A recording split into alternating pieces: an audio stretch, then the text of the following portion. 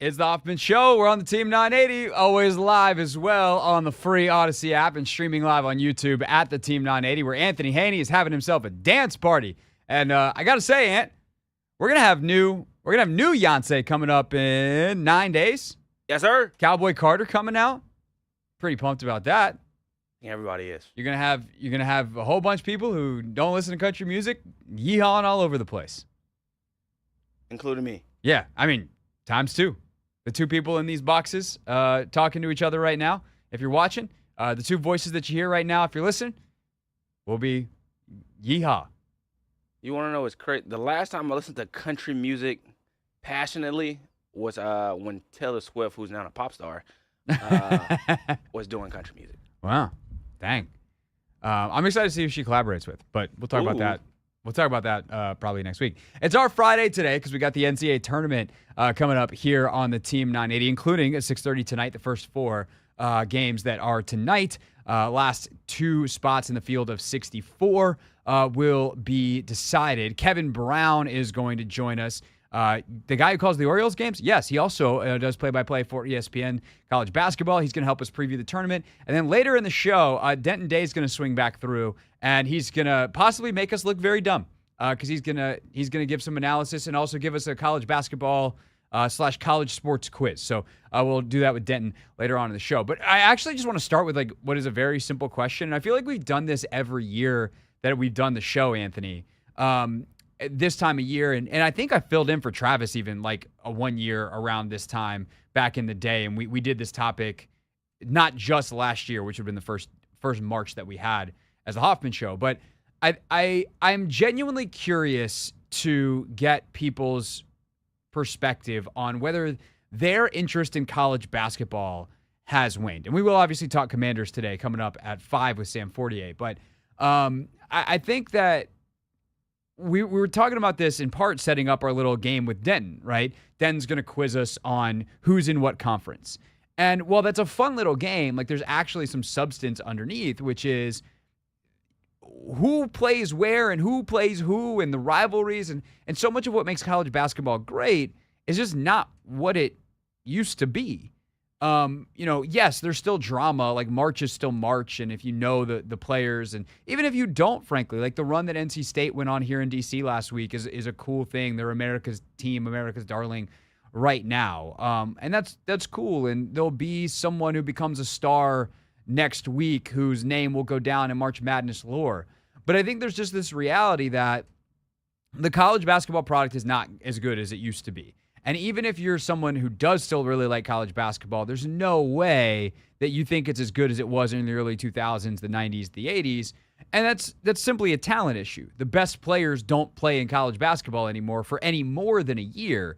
And even then, I think some of the best young players in the world are coming out of Europe. Like if you look at mock drafts for the NBA draft, which we'll spend a lot of time on probably after the NFL draft, we are going to see a lot of European names. And you're going to see guys like Zach Edey's the best player in college basketball, but where is he realistically as an NBA player? I don't know if he's going to be any good. Like he's probably not a starter in the league. Like just like that's a big dude who dominates college basketball.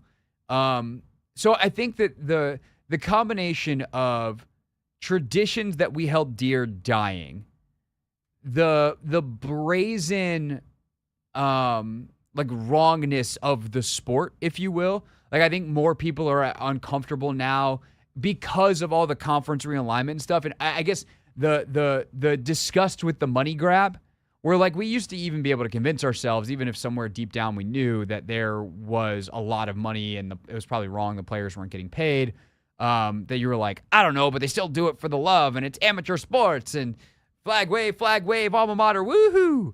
And now it's just like, nah, it's a big giant money pot. And the players are getting paid, but it's kind of in this weird NIL way. The schools aren't actually paying them, so it feels weird. They have no loyalty. The transfer portal, which is ultimately a good thing for the players and individually, but probably is, if we're being honest, bad for the sport. Like there's just so many factors that have changed what college basketball is that I am curious at 301-230-0980, are you still as interested in the NCAA tournament as you used to be, whatever that means? I know for me, the answer is no. Anthony, what about, at least on the men's side? And we can talk about that in a second too. But what about you? Are you as interested in the tournament as you used to be? This year, not really. I think in years past, I've definitely been more interested, more intrigued. Part of the reason is because when I first graduated high school, I used to cover a lot of the local high schoolers around here, and then also I would travel to big AAU tournaments, the Nike EYBL that's in Georgia, and I got to see some of these guys that were going on to play at Duke, going on to play at Kentucky. So I wanted to follow their trajectory, their career, and as I guess I've moved a little bit away from it, I haven't really had that much closer ties to college basketball. But also everything that you just mentioned, the realignment sort of kind of has frustrated me a little bit because the rivalries that, I grew up watching, like Georgetown and Syracuse, when I was in middle school, I was a Georgetown fan. And then, as time went on, you got smarter. Exactly. You went to college. I did go to college, and I ended up going to Syracuse. But I only got to experience that rivalry like 3 or 4 times. So right. It's just with time, the realignment, the things that I enjoyed when I was a young kid aren't really there for me anymore. Yeah, I think that there's 3 main factors for me personally. One is definitely age. Like, I'm 34 now. I've been out of college for 12 years. And you realize how young the athletes are. And there's a little weirdness of like investing so much emotional energy for me into essentially kids. That's without doubt for me a huge factor. And I think part 2 of that is my school's not very good anymore. And so, like, I think some people can stay connected because it's like it is about the kids, and you obviously want them to have a great time and be successful and represent the school well and all those kinds of things. But it really is about the laundry, right? It's about your alma mater. It's about this thing that you care about. And my relationship with Syracuse basketball has easily waned away, in part because I found Boeheim insufferable.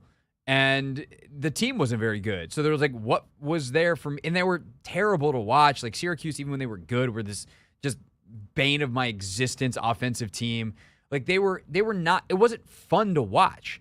And so my strongest tie to the sport just faded away. So I think that's it. And then the third thing is the kind of the combo of the changing landscape. The product declining because the best players don't stay for very long. And they're all moving around and all of that. And the conference realignment where you lose, I think, some of the pure rivalries. And, this started long ago. Syracuse is a huge part of it, leaving the Big East. But even before that, the teams that left the Big East in the early 2000s, Kansas, Missouri was this incredible rivalry in the Big 12. And they leave, Mizzou does, for the SEC. Like, there's those types of stories all around the country. I mean, Maryland and Duke. Right? Maryland leaves for the Big Ten. Maryland's a huge part of this. For better probably for the school, but maybe for worse very specifically for the men's basketball program. And so I think that these things all contribute to me caring less.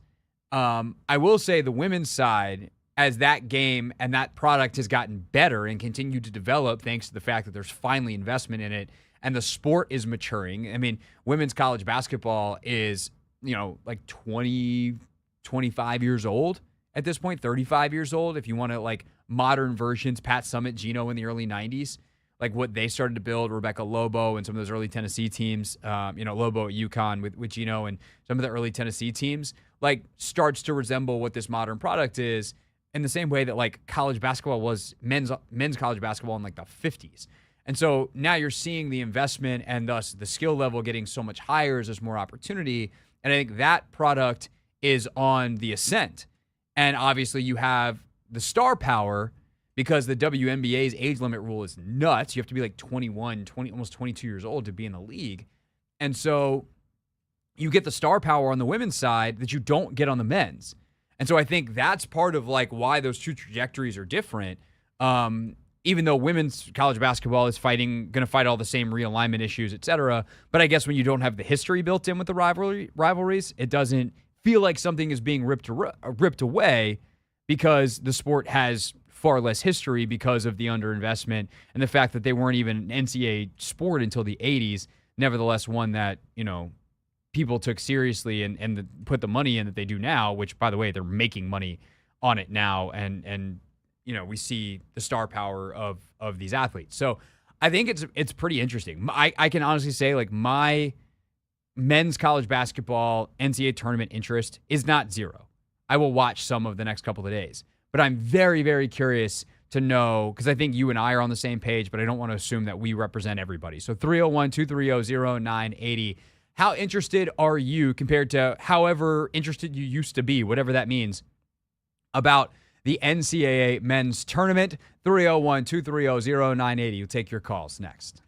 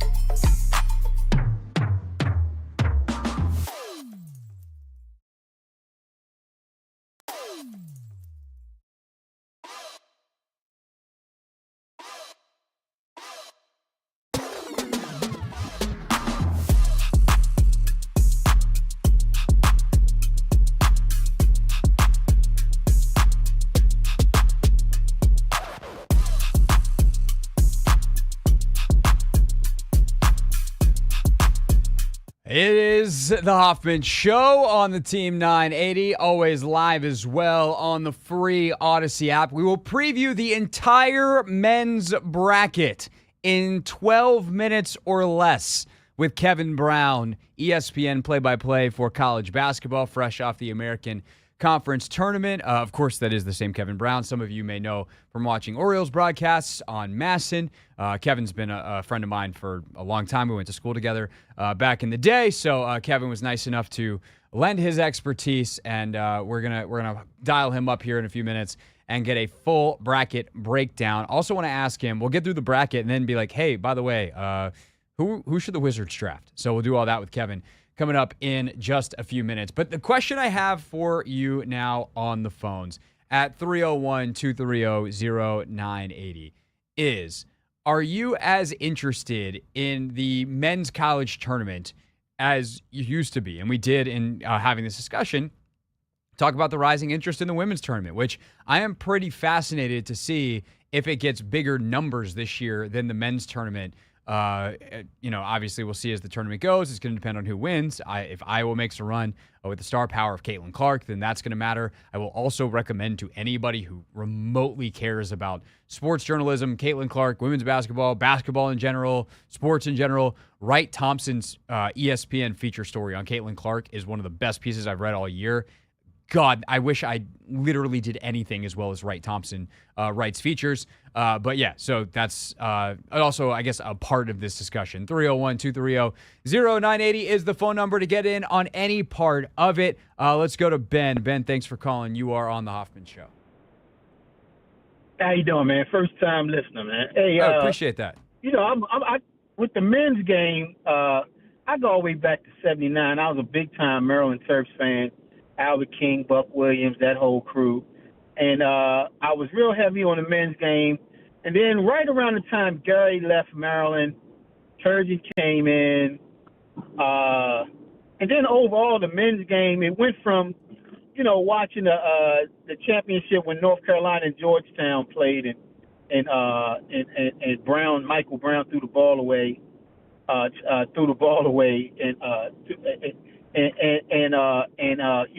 That going from all the talent that was in that game to last year's fiasco with UConn, and I can't remember who they beat last year. And I can't even name three players in that game. I can't even name three I don't even remember who UConn played last year.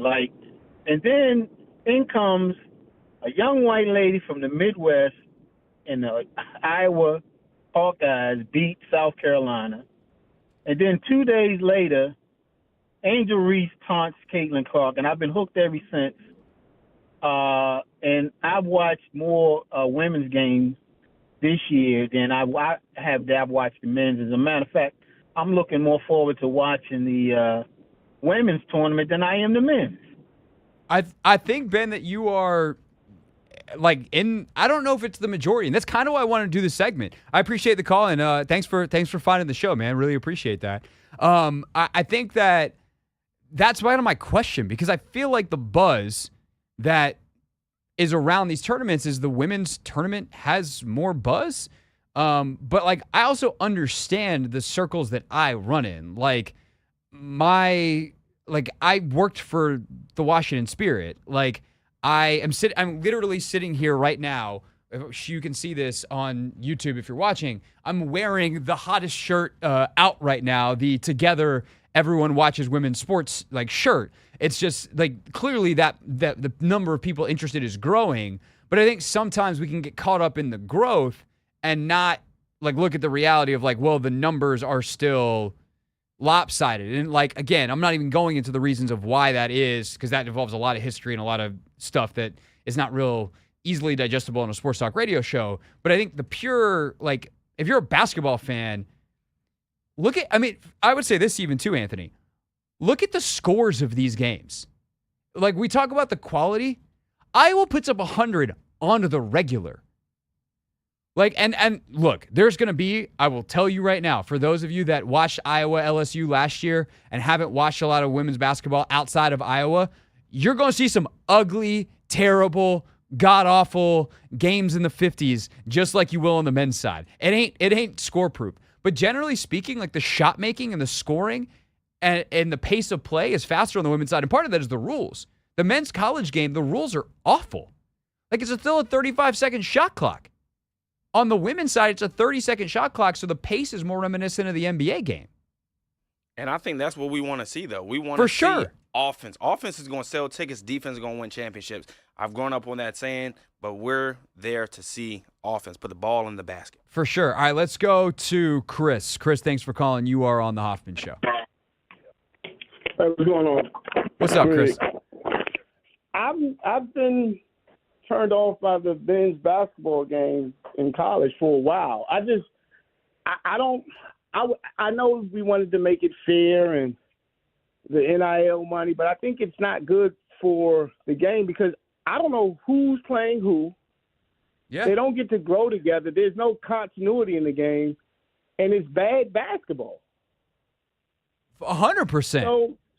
So I don't watch it at all. I used to love it. Like Same. grew up on Big East basketball, grew up on ACC basketball. Facts. I grew up on, I watched all of that. I love, I love the Pac, loved it all. But now it's just bad basketball, and I don't know if it's because there's no continuity. I don't know if it's lack of coaching. I don't know what it is, but it's a bad product. Yeah, no, I appreciate the call, Chris, and I totally agree with you. Like I grew up in Greenville, South Carolina, on ACC basketball, like in the days of J.J. Redick and Sheldon Williams at Duke and Julius Hodge at UNC and Raymond Felton and Sean May and all them dudes at North Carolina, like Maryland's Juan Dixon and like that whole crew, like Jason Williams, now Jay at Duke, like that 2000 to like 2008 ACC college basketball, that was my freaking wheelhouse in terms of that was my favorite sport. And you had guys that stayed 2-3 years. And I think that, like, we've touched on a bigger issue here that we don't got time to get into right now, but the shortest version of it is this. The NCAA could have fixed this a long time ago if they were willing to actually do the work, and instead they just fought the impending change that was eventually going to come with money infiltrating the sport. And instead of being like, we'll find a way to regulate this and preserve our product, they just said, no, and they fought and they fought and they fought, and then eventually, like, what? Like now we're in this wild, wild west and the product, like everything about it sucks. And it's not good for anybody except for the very few select players who get really good NIL deals. And then it's good for them financially, but what does it mean for their careers? Like the NCAA really screwed the pooch on that. Let's go to Reggie in D.C. to wrap us up. Reggie, thanks for calling. You're on the Hoffman Show.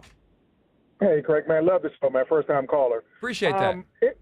Craig, it's not even close, man. If you think about it, like, the NCAA for men, like, if you take, like, what's the big story? You could probably say UConn going back-to-back. Yeah, I think that's probably the biggest one, but, like, the second biggest one might be like, hey, how good's Bronny James? Yeah, but he's not even in the tournament. Right, I know. That's what I'm saying. Right. But the women, like, Caitlin Clark is pulling up from the logo. Juju Watkins is a beast. South Carolina undefeated. The young lady, what's her name? Paige, I forgot her last name. Beckers, yeah. UConn. Yeah. Man, the women's game, man, they're like, and then LSU, they're the champs. I forgot about them. Right. They're the champs.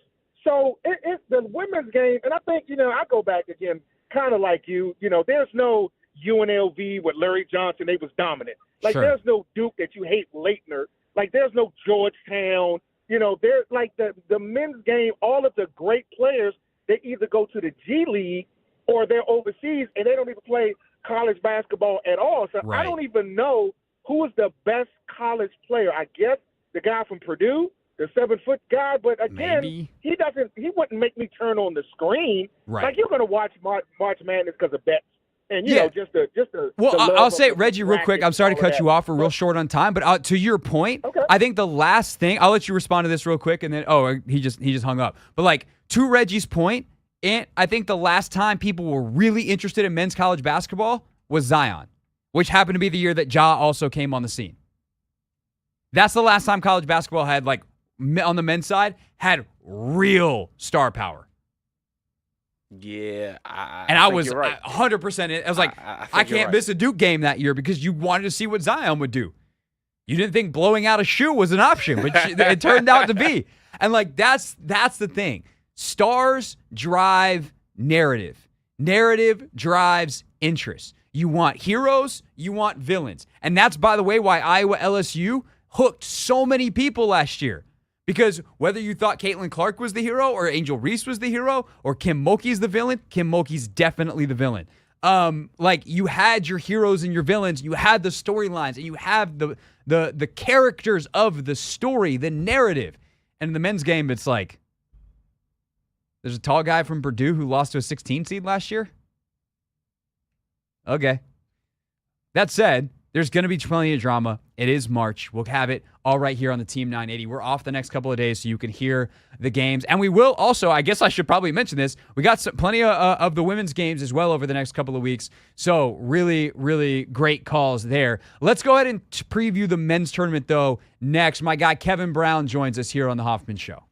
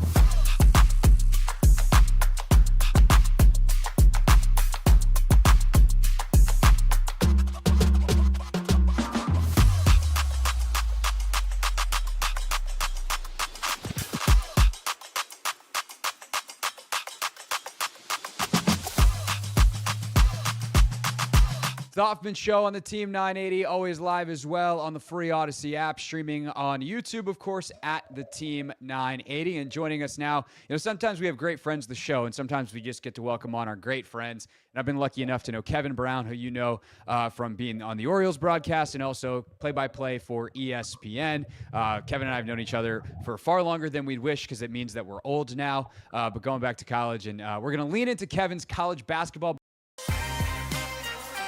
The Hoffman Show on the Team 980, always live as well on the free Odyssey app, streaming on YouTube, of course, at the Team 980. And joining us now, sometimes we have great friends of the show, and sometimes we just get to welcome on our great friends. And I've been lucky enough to know Kevin Brown, who you know from being on the Orioles broadcast and also play-by-play for ESPN. Kevin and I have known each other for far longer than we'd wish because it means that we're old now. but going back to college. And we're going to lean into Kevin's college basketball bona fides, just called the American Conference Championship Tournament on ESPN last week. Knows college basketball so well. And so, Kevin, you are our official bracket expert. How do you feel about this responsibility? So, I pass. Oh, okay. Well, we'll be right back on the Hoffman show. No, Okay, tough. You've already committed. The time to uncommit was before we got on the air. No, this is great. This is my favorite weekend of the year, and I'm never working the tournament because it's not an ESPN property. But a few years ago, once COVID hit, ESPN shipped a bunch of us these live from home kits, and we started doing some broadcasts from home, which thankfully have been cut down dramatically. But I still have an extra monitor, so I will bring up the live from home monitor for the Thursday and Friday that open the tournament. Nice. I will put that on the stand next to my TV, and then I will have my laptop open in front of that, so we can go 3 games at one.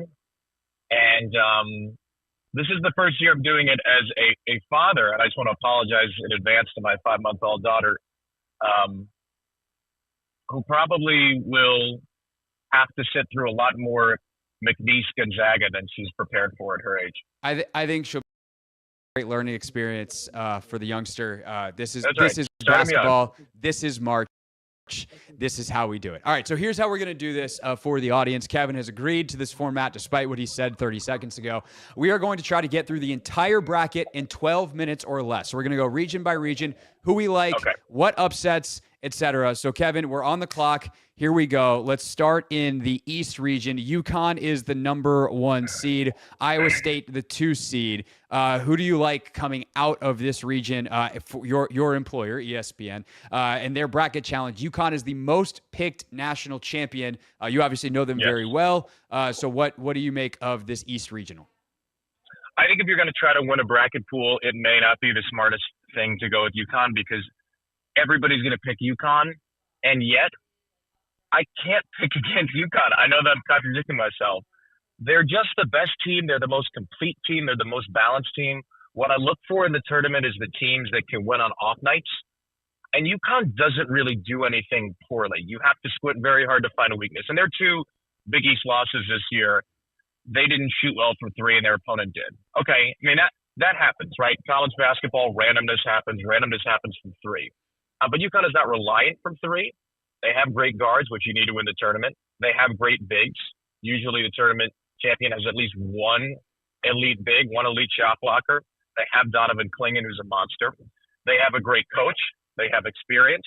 The thing is, this is the toughest region because Auburn is hilariously underseeded as the metrics go as a 4. San Diego State was in the national championship game last year. Florida Atlantic was a buzzer beater by San Diego State away from being in the national championship game last year. Those 2 and UConn are in the first 3 matchups of the tournament. Illinois has silly offensive firepower. Iowa State might be the best defensive team in the country. It's a crazy, crazy region. But look, UConn is just special. They're consistent. They're well-rounded. So if you want to win a bracket pool, if you have 2 brackets, take a gamble with Auburn because they're really deep and they do everything well too. I just can't pick against UConn. They are the most complete team, and they can win the most games where they're not doing something well. So I take UConn coming out of the region. That is a really insightful thing about March is you're going to have these off nights. It's a weird setting. It's a one-off. Can you literally survive and advance? You have power here at the high end. Are there any upsets you like though in this region for folks filling out of brackets? I think this is honestly the chalkiest region there is. I could see Washington State, which is a pretty well-rounded team, getting past Iowa State into the Sweet 16. There's just not much else I see. I don't think UAB is going to upset San Diego State. I just have them in the American. I look for high variance teams to get upsets. 12-5 is always a popular one, but UAB doesn't shoot threes particularly well, and I think San Diego State is more athletic, controls the tempo. So this is my least upset-heavy bracket of the 4. All right, so Kevin Brown, of course, play-by-play for ESPN with us. We're trying to preview the entire bracket in 12 minutes so that you can fill out your bracket. Let's go down that left side to the Western region. North Carolina is the 1 seed here. You got Baylor and Arizona down at the bottom of the bracket. St. Mary's the 5 seed against Grand Canyon. That's a fun mid-major, low-major 12-5 game. Who do you like coming? Let's start again at the top. Kind of who do you like coming? I think to me this is the highest variance bracket. I think a lot of teams could come out of this bracket. Alabama could lose in the first round or could win the whole thing. Baylor's super deep, has a bunch of great scores.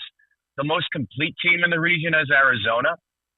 Can Tommy Lloyd coach in the NCAA tournament? I don't know. This is his 3rd year. The first 2, they've chronically underachieved. The Pac-12 was pretty weak this year.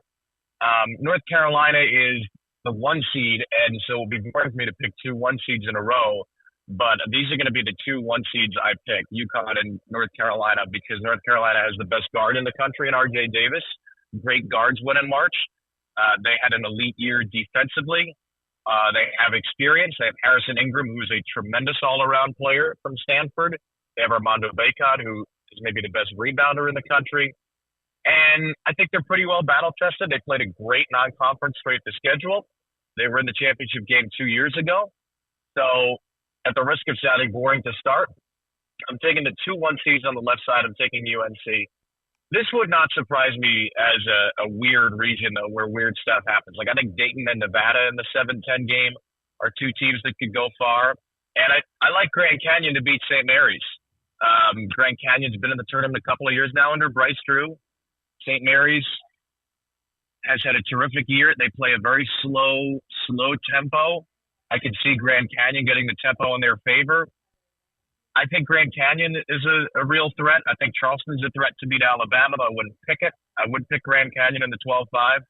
And look, I just picked North Carolina, but the metrics love Michigan State, even though they lost 14 games. You could talk yourself into an experienced team with Tom Izzo making a run too. I will go with UNC, but I think this may be the bracket with, well, along with one other that we'll get to, the highest chance for variety. All right, so we'd hit the upsets there too. So let's keep it moving in the interest of time to the Midwest. Purdue, Zach Edey, he's very tall. That concludes my NCAA tournament analysis. That is this region. You got Gonzaga, McNeese, the aforementioned game that your child is going to watch all of. Camford, I feel like there's some history there if I'm remembering correctly. This teams have definitely played in the tournament before. Tennessee is the 2 seed in this region coming out of the Midwest. I like Creighton. I would honestly like Purdue if they didn't have Purdue across their jersey. They have the best player in the country. They're the second best three-point shooting team in the country. They have great guard play, their experience. They have everything you want.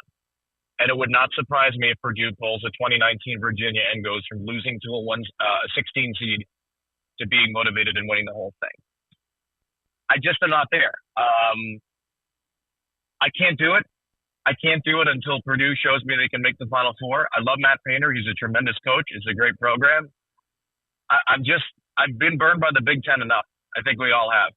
So it's literally March PTSD that has me picking against them, which is why I also pick against Tennessee. Rick Barnes, a tremendous coach who has a history of March failures. Now, Tennessee has an amazing defense, and they have Dalton Knecht. They've never had a scorer like him. There are real reasons to pick those teams. And yet I just can't get over the March PTSD. I like Creighton, which is very balanced, which has Ryan Kalkbrenner, the defensive player of the year in the Big East, which has shooters, which was very, very close to going to the Final Four last year, losing to San Diego State. Really, it's, okay, Purdue and Tennessee, who have immensely struggled in March, who's the next seed? And it's Creighton, which is one of the 3 teams to beat UConn this year. The Big East, famously getting 3 teams in, despite being the second highest rated league in the conference per KenPom. I'm going to roll with the Big East, and I think Creighton gets out of here. And for an upset pick, everybody is taking McNeese over Gonzaga. Everybody. Look at Mark Few's record in the first round. He does not lose first-round games. I'm not going there. I am going Samford over Kansas because Kevin McCullough is out, Kansas's best player. Hunter Dickinson is banged up. And Kansas, for as much top-end talent as they have, does not have depth. Samford plays an amazing style. Bucky McMillan's a former high school coach. They shoot threes at a very high rate. I like Samford to pull an upset in the 13-4 over Kansas. himself, very mixed record. Obviously won some national championships, but he has had some nasty early upsets in his career. Not nearly the consistency that we've seen with, for instance, Mark Few at Gonzaga. All right, last one. We've kind of done a circle around the bracket here. Top right of your bracket is the South region. Houston is the 1 seed here. You got Wisconsin and Duke, the 4-5 in this region. Kentucky, Florida, Marquette. So you got a ton of blue bloods, ton of programs with a ton of history. Which one of them comes out of this South region in your mind? First of all, I should add I have in the Midwest Oregon over South Carolina as at 11-6 because Dana Altman has never lost a first-round game in the tournament. Oh, that's a great and stat. South Carolina way overseeded for their metrics. So yeah, Dana Altman and Mark Few bet on them in the first round. This is my wild stab. This is a team that could easily lose in the first round. I'm going Florida. I'm going the 7 seed to throw a little chaos into the Final Four. Houston has been the best run program in the country consistently over the last 6 years. What they did going from the American to the Big 12 is just mind-blowing. Kelvin Sampson may be the best coach in America. I had a chance to cover them up close for 6 years in the American, and there's nothing like a Kelvin Sampson practice, the level of detail, the level of commitment, the level of passion. Houston's banged up. Juwan Roberts, their best big man, played 13 minutes in the Big 12 title game. Maybe shouldn't have even played. They're down 3 key players from the start of the year. Houston is amazing defensively, but they really have trouble scoring. They had 41 points in the Big 12 title game. The Big 12 is a really tough league to get through. I think they're beaten up. Marquette is banged up. Tyler Kolek's dealing with an oblique issue. What is the history of teams going into the tournament with the best player who is banged up, and the pundits say, well, if he can only be healthy, they'll be fine. Very rarely is that guy healthy and are they fine. College coaches, college programs, notoriously transparent with injuries. Exactly. I mean, look at what Kansas did last week. Kevin McCullough will be fine for the NCAA tournament. They get a 4 seed. Oh, he's out. Right. So Shaka Smart had an amazing run with VCU. Otherwise, look at his tournament history. It's not very impressive. Kentucky can't guard anybody. Now they might win the region scoring 110 points every game, but they can't guard anybody. Duke, since Caleb Foster went down, is not the same team. I question their mental fortitude having lost to UNC and NC State the last 2. Wisconsin, really up and down second half. Can see James Madison beating them. So I like Florida. They could lose to Colorado in the first round. I get it. But they have great guard play. They did just lose Micah Handlogden to a gruesome injury, their starting center. But they have big man depth. They have Tyrese Samuel. They have experienced guards. They have scoring guards. They have playmaking guards. It's a little bit of a flyer on Todd Golden, who has not been to the tournament much. Did take San Francisco there a couple of years ago. But I really like their guard play. I like their depth. I think they can survive the Handlogden injury. Maybe in some weird way they rally around it. I don't know. We saw that with Kevin Ware 11 years ago with Louisville. I think they have the personnel to survive it. They played really well against the best teams on their schedule. They just made it to the SEC championship game. And there's going to be at least one region that's insane. Last year there were 3, for God's sake. But I really like Florida. I like the way they play against the top schedule. And I'll give you another one. I can see Texas A&M getting very far in this region as the 9 seed. Another team that played well at the end of the year, Buzz Williams, a team that had some of the best shot quality in the country, but just didn't hit a lot of threes until late. But they're an elite offensive rebounding team. They get good shots. So, again, mistakes in March. Can you survive them? They can survive an off shooting night, and they have often. I'm taking a 9 and a 7 to the Elite Eight, which I've never done. But the SEC was super deep this year. So I'm going to take Texas A&M and Florida. Again, could these 2 teams lose their first-round matchups? Sure. They're 8, 9, and 7, 10 games. Right. But there's so much volatility in the region. Injury concerns to the 1, 2, and 4 seeds. Kentucky doesn't guard. Wisconsin was really mediocre for a lot of the second half of the season. So I'm taking a flyer on Florida and A&M. Their skill level, their ability to survive off nights, their experience, their guard depth. And I'm saying that it'll be a 7 and a 9, and Florida makes it to the Final Four. Wow. That is the kind of chaos we live for in March. Kevin Brown, play-by-play, college basketball, ESPN. When we started the preview portion, we got pretty close to 12 minutes. I think we did pretty well. I think we might have touched 13. Like we're right. it's been about 15 minutes since we started talking here on the radio, but we did BS as we tend to do at the beginning. So with that, I have one bonus question, but first a trip down memory lane because you mentioned Buzz Williams. Do you remember all the way back in the day? Do you remember walking into the Buzz Williams press conference in Cleveland when we were college students calling that NCAA tournament and him just having the entire room mesmerized as he told his life story? I do. He was coaching Marquette, yes. Which we were at Syracuse University. Marquette beat Syracuse in an 11-3 game, and then we went and heard Buzz Williams talk about his whole life story, and I wasn't even that mad about it. He's had an amazing run, and the contrast between the Buzz Williams press conference and the Jim Boeheim press conference, as I recall, was quite amusing.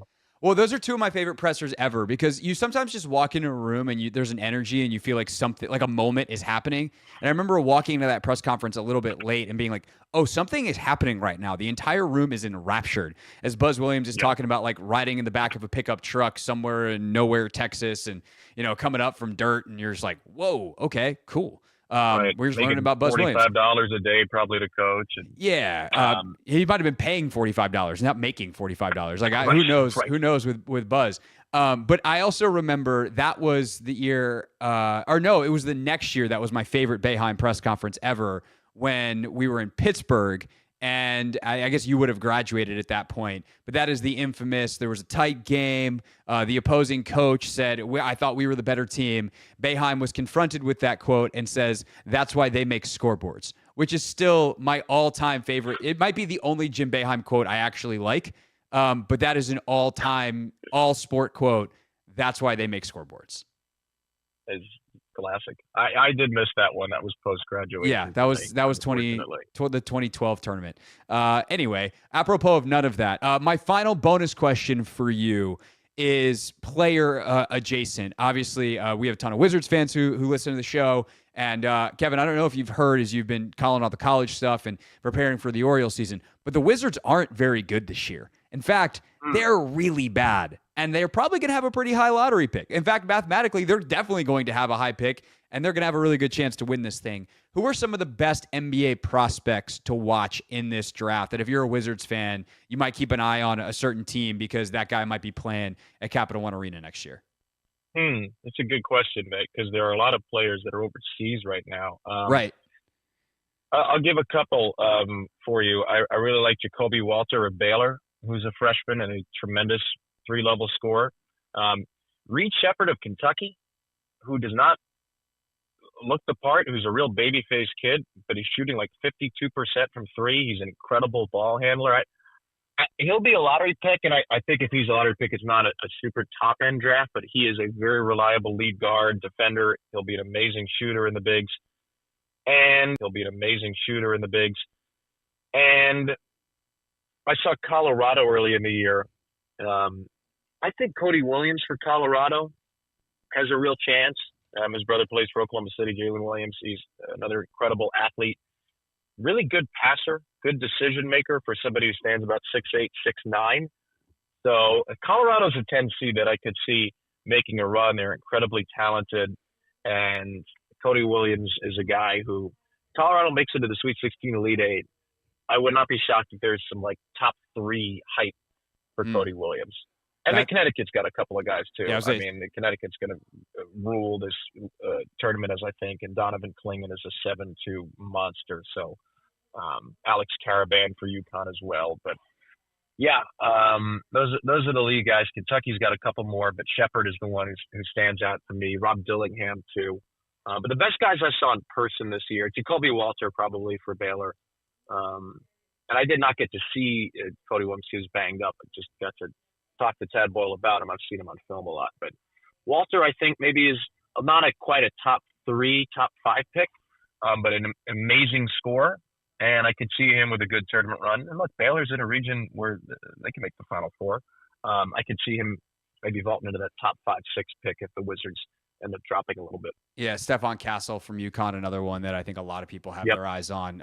It's just an enormous guard, which they need because all their guards are 6'0". Kevin Brown, ESPN play-by-play. You'll be able to catch him all softball season long. You will be able to catch him on some baseball broadcasts for ESPN. And, of course, because we are here local in Masson, it is a channel that we get on our televisions. If you want to watch him call Orioles games, he'll be there as well.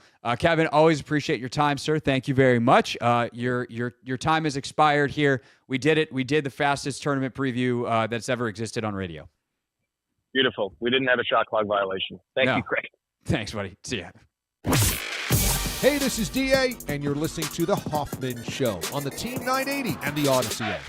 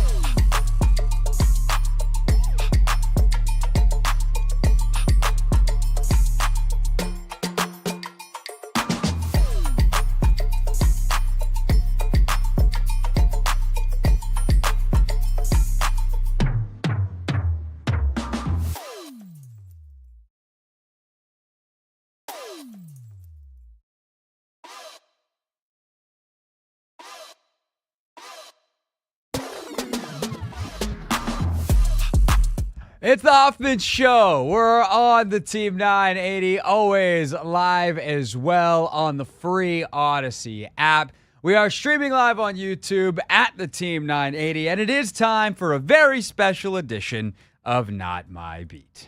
Today's top story from the perspective of someone who's there. You are looking live. This just in. Not My Beat. That's right. We're welcoming in the birthday boy, Sam Fortier. When is the actual day that we're celebrating here? I know it's this week, but when is the actual birthday? Wow, this is quite a way to come onto the show. I appreciate you. I appreciate Ann for playing that. The actual day is Friday.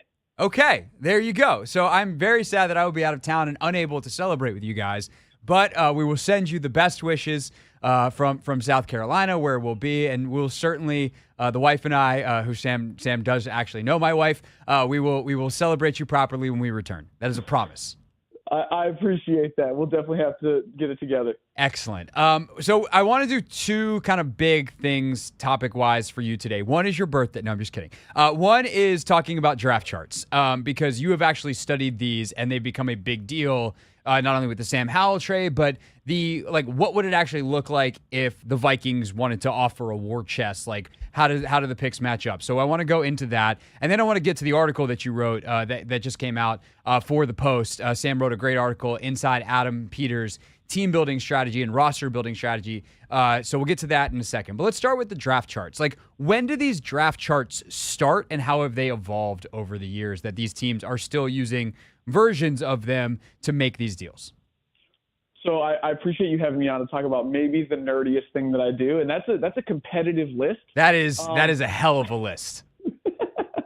But I love talking about draft charts. I love figuring them out. So, I mean, look, basically draft charts try to quantify the value of each draft pick. And the history of this starts in 1991.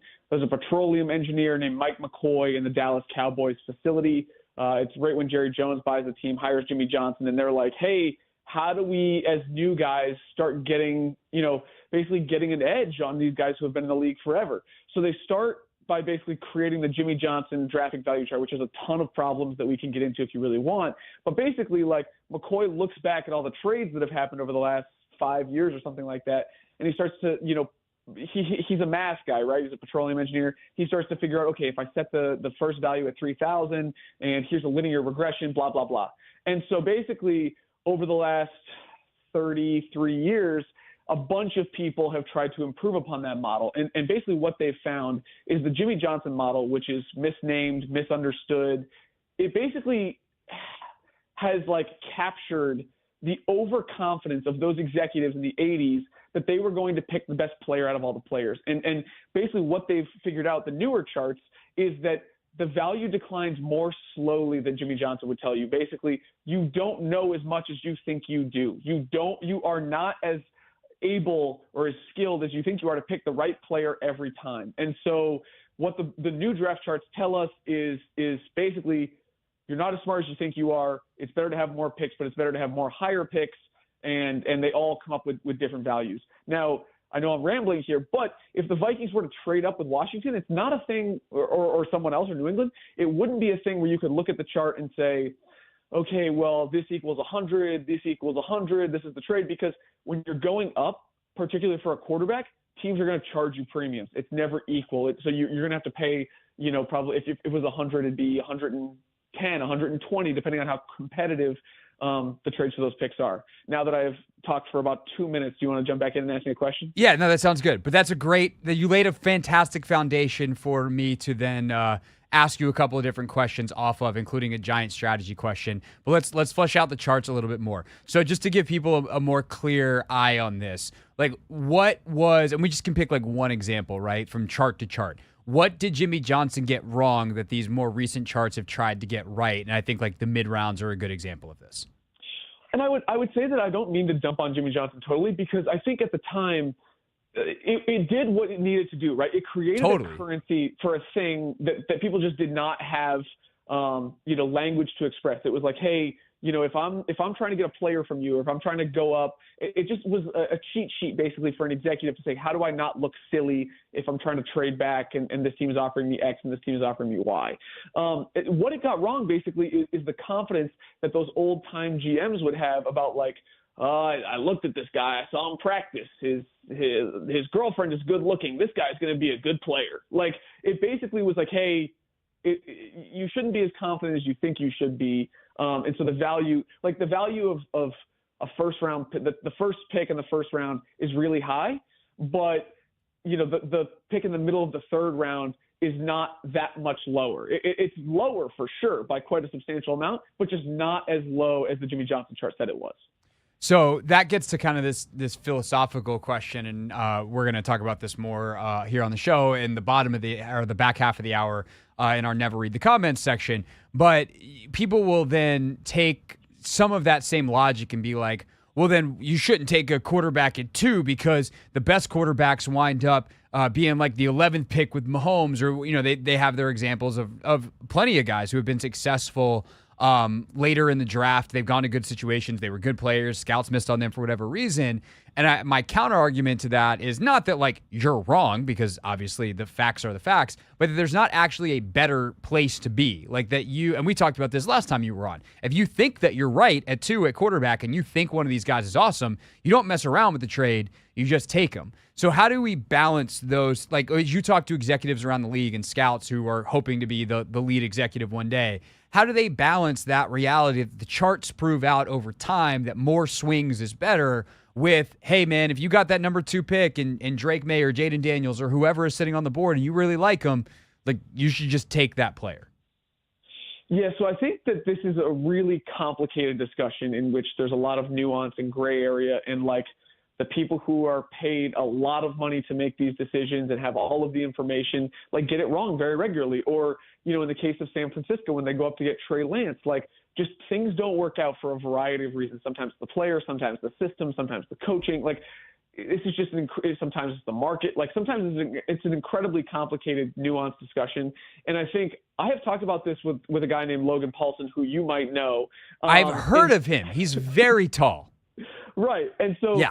He and I have talked about, actually, like, there's probably 2 philosophies here. And like, when you're talking about Drake May or Jaden Daniels, if you're at number 2 and you think, hey, one of these guys has the potential to be a top 10, top 5 level quarterback who can go toe-to-toe with Patrick Mahomes or Josh Allen in a playoff game, if you think it's possible to get one of those players to that ceiling, you have to take them, because that is the whole thing. Daniel Jeremiah on a podcast the other day said, like, teams are just in the draft looking for a quarterback that will keep them out of the quarterback market for the next 10 to 12 years, because it's the hardest thing in the league. No one has the magic sauce. You just have to figure it out. But the other thing that Logan and I talked about, if you do not feel that Drake and Jaden are in the top, it can be a top 5, 10 guy because of whatever flaws they have. And I think that's a reasonable conclusion to come to. I think they're both very talented players who will be very good. But if Adam Peters is sitting there and says, I don't know, then I think you can trade down and say, okay, we're going to get a game manager quarterback like they had in San Francisco. And I don't use that label as, demeaning. But, okay, then we need to go down and get this guy, and we need to build the team up around him like they have in San Francisco. So, but Adam Peters, I would say that if you traded down, that decision would be incredibly high stakes, because if you move down and some other team like the Vikings go up and they take Drake May or they take Jaden Daniels, and then that guy is awesome and he's going to the NFC or AFC championship game every year, then you are going to hear that from your owner, from your fan base forever. And so you probably won't have that job forever. So I would say, those are kind of the 2 tracks that I'm thinking about here in terms of Drake May, Jaden Daniels staying at 2. Yeah, 100%. So let's combine this conversation a bit and then move on to that bigger roster building question that you wrote about. Sam Fortier from the Washington Post is with us. Like, what does a Minnesota offer, do you think, realistically look like? Are we talking 11, 23, and 2 more first rounders? Are we talking 1 more first rounder? Like, does Washington have to give up anything besides 2 to quote unquote even it out? Like, what does, if Minnesota is in a bidding war and decides, like, we're getting Drake May and they're going to have to be insane to make us say no, what does that kind of offer look like? So the trade charts on this vary by chart, obviously, but I would say at minimum, you're going to have 2 firsts, and then like we talked about, right? Like the chart, it's hard to peg what exactly the offer should be because you're not looking for equal value. You're looking for surplus value. And how much surplus value you can get depends on how many teams are talking to you. So if the Giants want to move up, then it's like it would have to be even higher because they're in the division. In Minnesota, you don't want to go back to 11, but maybe you can then go back up to 5 or 7 or whatever. So I want to give you an answer. I think 3 first-round picks, 11, 23, and next year would be the starting discussion. But then you have to imagine, are you really comfortable going back to 11? Are you really comfortable? Do you think you can move back up? Would you want to move back up? Who is the player you would take at 11 or what range of players? And so I don't know what the exact offer would be, but it would have to be a lot. I totally agree. And there's acknowledge the risk involved, but also acknowledge that as you and Logan have talked about, and Logan and I have talked about separately, is like, if you don't love one of these guys, that might be a risk you're willing to take. It just depends, because it also affects on how big of a risk you think it is. If you don't think it's that big of a risk to quote unquote downgrade from Drake May to JJ McCarthy, and you feel confident about getting McCarthy, or you feel like Jaden's going to drop, I've seen that projected some places too, then you do it. Okay. Sam wrote a great piece in the Post. I think I saw it today. Might have come out yesterday. Sorry, I don't check your byline every single day. I'm just such a horrible friend. But you wrote about Adam Peters' roster building strategy and how this year is a bit of a bridge year. What do you mean by that? And I guess more importantly, what does he mean by that if people around the building are using that term? I say that he is building a bridge roster, particularly in free agency, because if you look at the way he's approached free agency, despite all of the cap space, the highest base value contract he's given out is 3 years, $33 million to defensive end Dorrance Armstrong. I think that, when you look at the way that other teams around the league have approached free agency with new GMs, like the Raiders, like the Panthers, those guys have made big splashes and locked in guys that, are going to be there for maybe the entire GM's tenure, or they're planting a stake of this is the new era. And you think back to 2020 when Ron Rivera signed Kendall Fuller in free agency. Okay, that's a 4-year deal. Like, this guy might not be here for all 4 years, but we've committed to him to be a big part of this, rebuild. Adam Peters has not done that. And he has talked about wanting to build through the draft. And obviously he has a lot of draft capital and he's going to be able to do that. But when I look at this free agent roster, I look back too at San Francisco in 2017 when Adam was there. He was the VP of player personnel when they were rebuilding after a 2-14 year. They had a very similar approach. A ton of guys, short-term, low-risk contracts. Let's raise the floor of this roster and figure out who our long-term pieces are in the draft, or maybe one of these free agents hits like Kyle Juszczyk and then he's still there. But if you look at the whole class, only 3 guys made it at least 3 seasons. And so to me, I'm looking at this free agent class and thinking the same thing. Outside of, Frankie Louvu and Dorrance Armstrong and Biotish, the center, a lot of these dudes, even though they've signed 20 of them, are probably here today, gone tomorrow, or gone next year, 100%. And I think there's also another similarity, and I'm going to bring that Paulson fella back into this because he was one of those guys on those contracts in 2017 that was in and out in a year. But they targeted guys who could reset the culture or reset the environment, reset the atmosphere, reset the whatever word you want to substitute in for culture, because that word has been poisoned now in Washington, D.C. But they, to me, that's like, yeah, Bobby Wagner can still play, but he's also going to be such a professional. Zach Ertz is going to be this professional, the guys that you look to. And I feel like as much as anything, Peters has really nailed that, where there's going to be an identity here that far outlasts, if they do it right and integrate the locker room properly with the young guys he's about to draft, it's far going to outlast the actual players that he signed this offseason. 100%. And like he said, because really you want to build through the draft. It's the most economical way. It's the best way to get guys in your building and develop them. And having, Bobby Wagner or Zach Ertz or Austin Eckler or whomever you're drafting, this takes the pressure off of them because, you have Zach Ertz who's going to figure out how to get open on third down for this young quarterback. And then, you're not putting pressure on the draft pick that you have or whatever, at the linebacker position, corner position, whatever. And so to me, it really all builds on everything, if that makes sense. Yeah, no, it totally makes sense. Which then leaves, I guess, two big questions that I'd like to leave you with.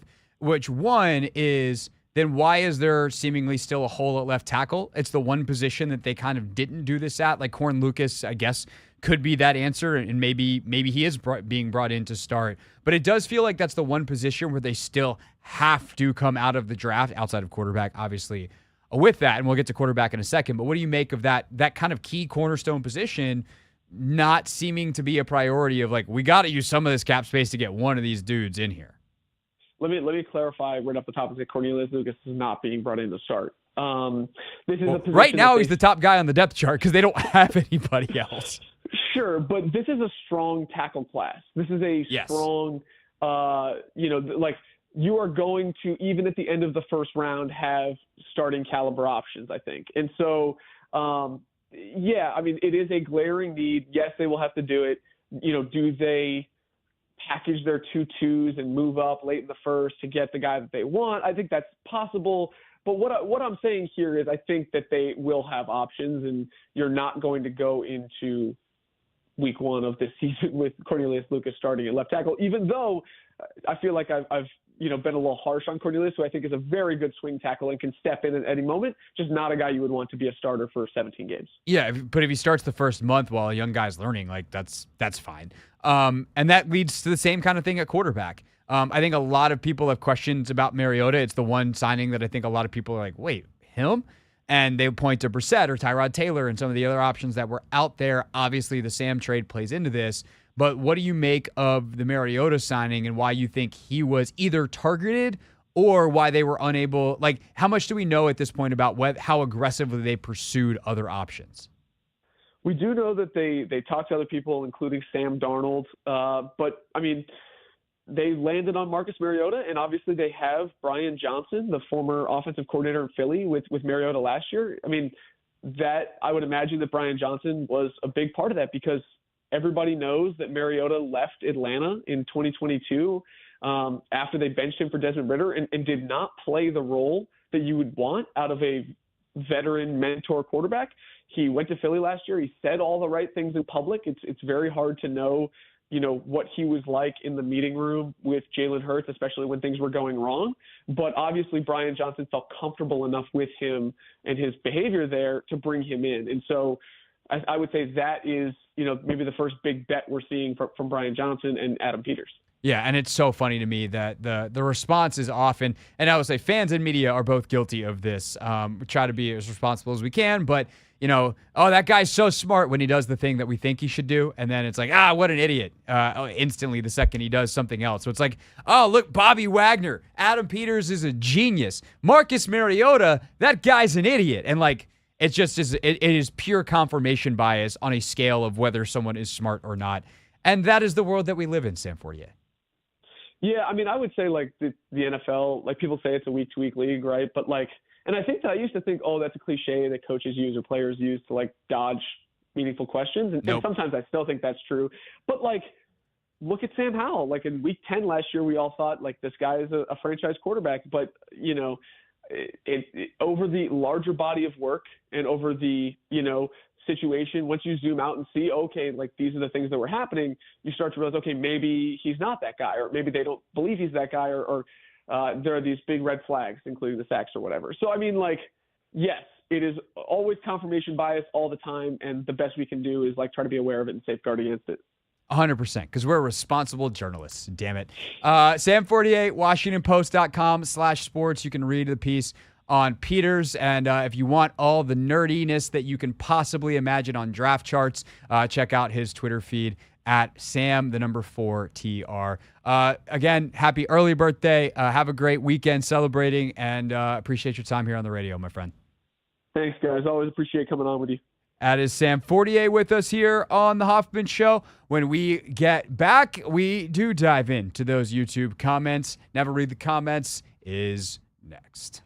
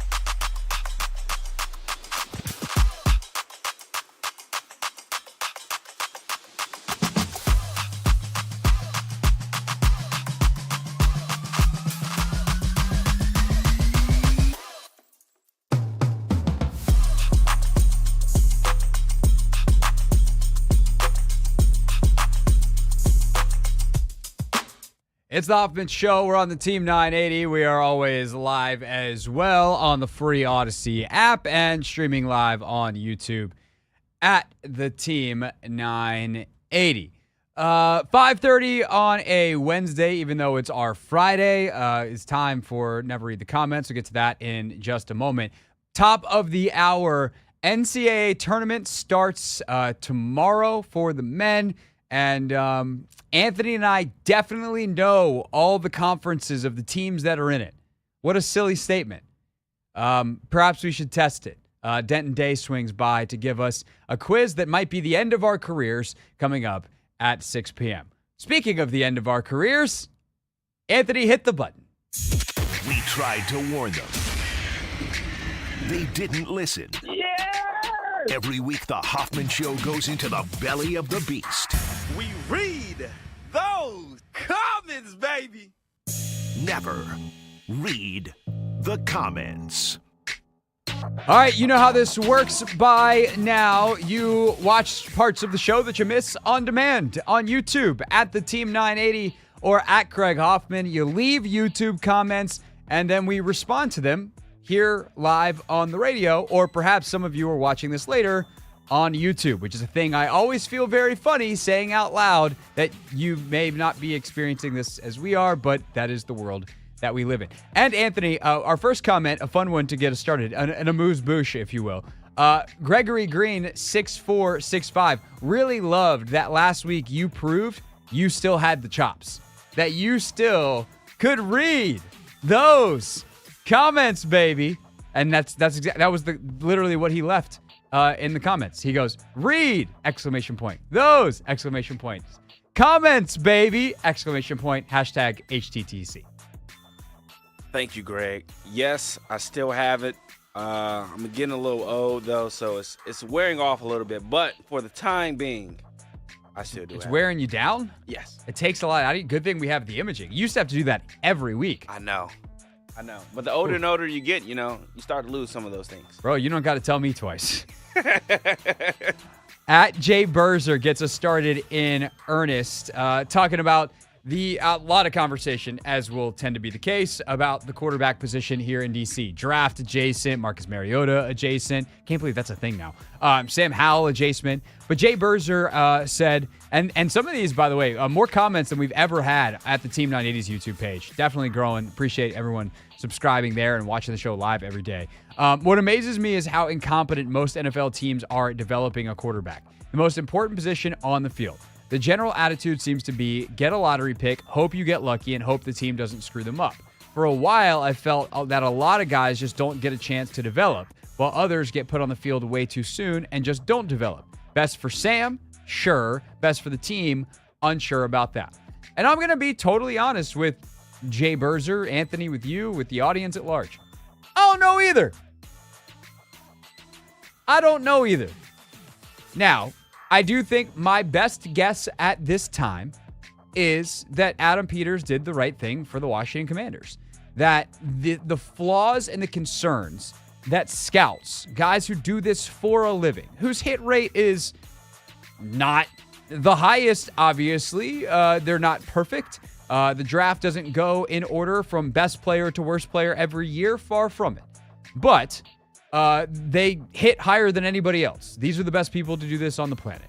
And those guys identified certain traits and characteristics that were of concern.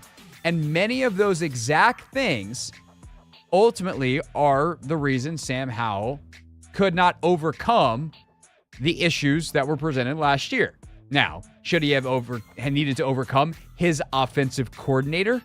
No, that's a stupid thing to have to overcome. And maybe with better offensive coordinating and better coaching and some better support around him, Sam Howell's going to be really good in this league. And that will have been a missed opportunity for this staff to take that number 2 pick, probably flip it to Minnesota, Denver, whoever, for a boatload of other picks and buttress Sam Howell if that is the case. Sure, absolutely. But the chances that Sam was going to turn into a franchise quarterback just don't seem very high. And in that way, yeah, they made the right move. But that doesn't guarantee the next guy's going to be successful. And if it's Jaden Daniels, he's going to need certain things to support him. If he's Drake May, he's going to need certain things to support him. Because every quarterback needs things to support him. And those might be different things. And I think that's a good reminder, too. Like, if Jaden gets here, he's going to need certain stuff. If Drake gets here, he's going to need certain stuff. If J.J. McCarthy is here, he's going to need certain stuff. And that's coaching, that's play calling, that's play design, that is weapons. Like, certain guys like throwing to different kinds of receivers. They like to target different areas of the field. And so I think there is a lot of truth in that comment of there is a ton of development failure in the league. But I think what the league would also fire back with is we don't have time to wait. We have got to keep things moving. And we don't have time to sit around and wait for a quarterback to take 5 years to develop into, because if he takes 5 years, he's probably only going to be so good. Maybe he develops in the back end of the top 10. But at that point, could we have found someone else to take a project on that's going to be top 5? And that's that constant search, is for that next guy. But I also do wonder if some teams would just be better off like accepting less at quarterback and building up the roster elsewhere and creating better environments for these guys to grow in. And I think that's another discussion, and one that's kind of an ongoing one as the Commanders continue to barrel towards this number 2 pick in the draft. Speaking of kind of the quarterback development question, King Slim 202 says, I don't know if Craig notices or anybody else, but he's always contradicting himself. He says the guys should sit, guys being Drake May, Jaden Daniels, then turns around and says Burrow came out of LSU mature beyond his years, but forgets that Daniels is 23 and Penix as well. If Burrow didn't sit, why should any of the older QBs sit? Anthony, question for you. Have you met a wide smattering of people in your life? Yeah. Yeah. Is maturity based off age? Like strictly. Are all 24-year-olds created equal? No. Yeah, no. Same experience for me in my life. I know some 24-year-olds that I would trust to, in the future to watch my children. Yeah. I don't have any yet. I would trust them to babysit my niece, who I care more about than like anybody else on the planet. Like you can babysit her because I trust you because there's some 14-year-olds that I would be like, yeah, you could take care of my nearly 3-year-old niece. Yeah. There are some 32-year-olds who I don't want on the continent with anybody that I care about, whether they are taking care of them or not, because they are reckless, immature individuals. Like, and I'm not saying that Jaden Daniels or Michael Penix is reckless, immature, like any of that stuff. I'm just saying, like, when I say Burrow's mature beyond his years, the point is that it's I literally use the phrase beyond his years. Like, Joe Burrow as a quarterback, and we're talking about not just maturity as a person, maturity as a player. The ability to read, diagnose, and execute was so far beyond his experience that it is kind of one of one in recent history. The ability to come in as a rookie and be that effective. I guess Stroud would probably have something to say about that. Maybe two of two in recent history. So to pretend like just because Jaden is older or Penix is older or Bo Nix is older than McCarthy or May, they're more ready to play, I think is actually, specifically in McCarthy's case, backwards. Like, McCarthy's the guy who's had more experience in a pro-style offense than anybody because he played for Jim Harbaugh in Michigan. If I got to pick a guy to go run a West Coast offense in 2024 in this rookie class, J.J. McCarthy might be my guy. The question is, what about the next 10 years? And what about if we take it out of the context of just a West Coast run-first offense? Well, then I probably want some other guys first. And that's what I'm talking about here, is like Jaden Daniels doesn't really have a lot of experience throwing over the middle of the field. I want him to get that in practice and kind of see that happen on tape. And learn some other stuff about NFL offenses and route combinations and route trees that he didn't have to worry about at LSU before he goes out and plays. Because I think where he's at in his development, he needs that. Drake May, I think, has a lot to clean up on the footwork, the physical side of things. And it goes back to what I was talking about in the last blurb, if you will, responding to the comment. Every quarterback is a little bit different because they're all humans, and human beings need different things to develop. And that's okay. It's just the ability, like what makes a quarterback ultimately successful or not is does he go to a place that correctly identifies those things, effectively works on them, and lets that bake at whatever the proper temperature, whether that's a flash fry at 450 over some hot grease and like, hey, that dude's ready in 5 minutes, or whether it's a low and slow, like we need 3 years, but hey, in 3 years, he's going to wind up being Aaron Rodgers. And if that's the case, I'll take my 3 years of patience. And I think that's where Anthony people mess this whole thing up is they assume that because one thing is true about one player, it's equal and the same about somebody else. And like, that's not how any of this works. I think people also forget the Joe Burrow situation. His team wasn't that good his rookie season, and he ended up getting hurt. So he got to sit out some time. He got to, learn from sitting on the sideline and things of that nature. And then his second season is where he really made that huge jump. So, again, like people want to throw Joe Burrow in there. I don't think it's fair. But C.J. Stroud, he's an anomaly. Like, you can't think of the last rookie to go out there, put his team in the playoffs, to be honest. But Joe Burrow, and like, it's not just be the quarterback of a playoff team, to put his team in the playoffs. It doesn't happen. Yeah. All right. As for the Commanders quarterback in 2024, Art Solano 6'7", 6'2" says, bringing in Mariota was a mistake. The Commanders might have traded their best QB away, at least for this season. What if their new number 2 pick is a bust? But their goal isn't to win now, but a lot more in the future, so we swing for the fences. Correct. You can't hit a home run if you don't swing. Hitting a bunch of doubles doesn't really get you to the championship level. It is literally the Josh Harris quote. If you want to get to 8-8, I can get you there quickly. If you want to get to a true championship contender, that's going to take a little bit more time. So, even though apparently this person, Art, disagrees with that philosophy, he's actually correctly identified it. But I thought this was the interesting part of the comment, and I think burning the boats is another factor. This is a comment on Take Command where Logan talked about how they've moved out a lot of these free agents in an effort to like reset the culture, and you got to burn the boats so that nobody left behind is an issue. Like nobody from the last regime carries over some of the nonsense into the new one. They may have, as you guys suggested, wanted to remove Sam as a temptation and source of drama. Now they're committed to the number 2 pick. I'm in favor of trading back to help build the team. When talking about Troy Aikman, who came up, let's not forget the haul the Cowboys got from the Vikings. Coincidence? Maybe, maybe not, for Herschel Walker to build that team. And I think that's a great example, right? Like the Herschel Walker trade is famous/infamous, depending on what side of it you were on. But like Troy Aikman wasn't good as a rookie, and then all of a sudden they brought in Emmitt Smith and Michael Irvin and the best offensive line in the league. They got all these dudes, and Troy Aikman's in the Hall of Fame. And it just goes to show that, like, would Troy Aikman have developed into a good player without all that? Yeah. Is he in the Hall of Fame and a 3-time Super Bowl champion without all that?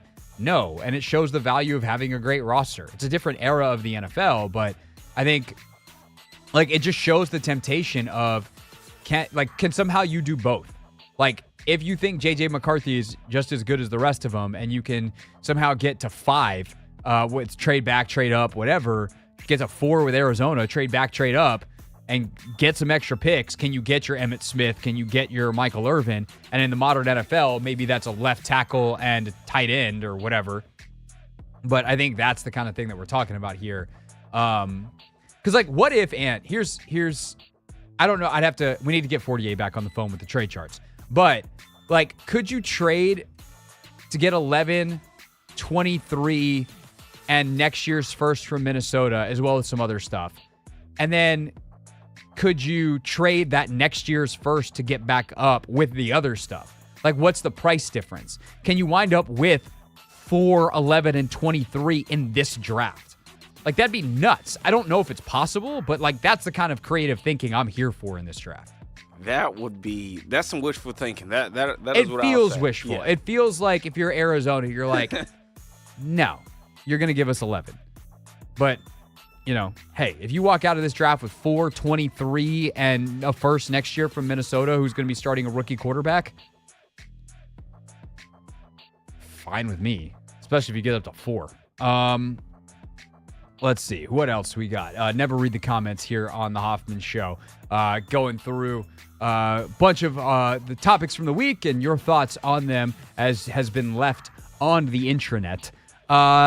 Let's see. This was a fun one, Anthony. We talked yesterday, Vibe Check Tuesday, about Dan Quinn and has Commanders fans' opinions of DQ changed based off of the free agent haul, the staffing hire, and kind of seeing how it's all played out over this first 6 weeks or so. Our guy Blaine checked in and said, I wasn't terribly upset about Johnson per se. I didn't know enough. Knowing what I know now, DQ was by far the best choice. And I think, I appreciate Blaine saying the quiet part out loud, which is that nobody knew who Mike Macdonald was before, November. Nobody really knows who Ben Johnson is. And look, I knew a little bit about Johnson because I had done my homework because it's my job. And I think that Ben Johnson could still be a very good head coach one day. And I think Mike Macdonald could be a good head coach. I think we can pull the tape.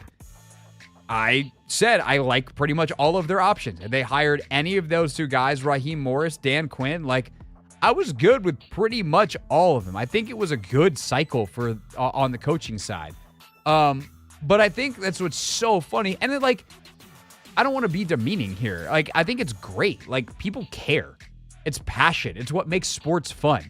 But it is hilarious that we develop such strong opinions and affinities for people that we don't remotely know based off of very small slivers of their resumes, and then have strong opinions and get upset when people whose job it is and they get paid millions, 7 figures to do this stuff, make decisions that don't agree with our own analysis of the situation based off our very slim knowledge. It's a very silly world we live in, Anthony. But we're happy that everyone's here. Yep. Free agent talk.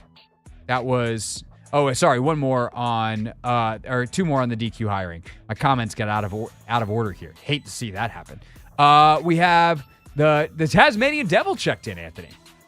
Tasmanian, okay. Yeah, Tasmanian Devil. So I'm guessing his name is Taz. Yeah. This whole thing, this is perhaps an extension of what we were just talking about. This whole thing has made me have a distaste for a part of sports media.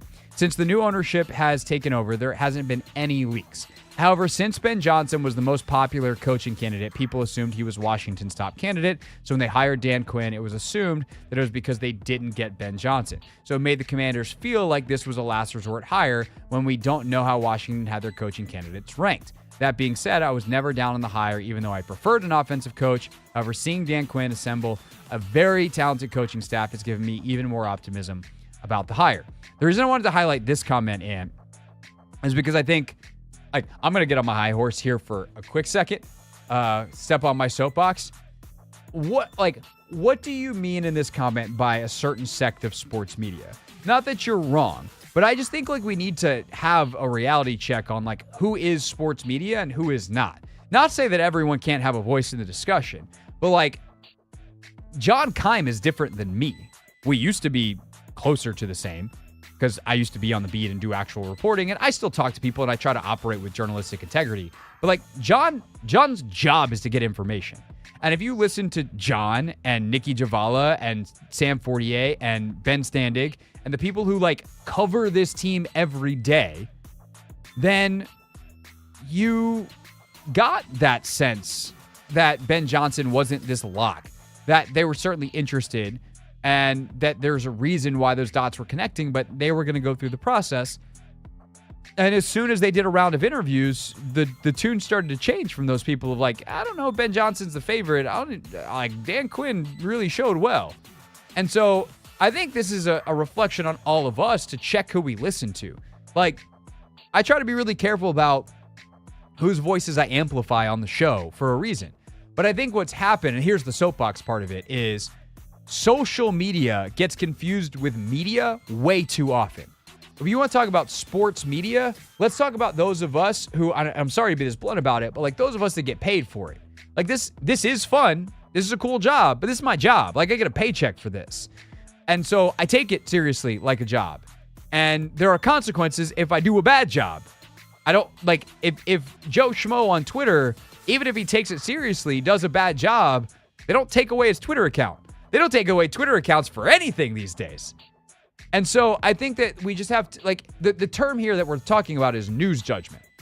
And, like, we have to do a good job as consumers, and I'm saying we here, all of us, of being good about who we listen to and who we ignore and who we give oxygen to and who we don't.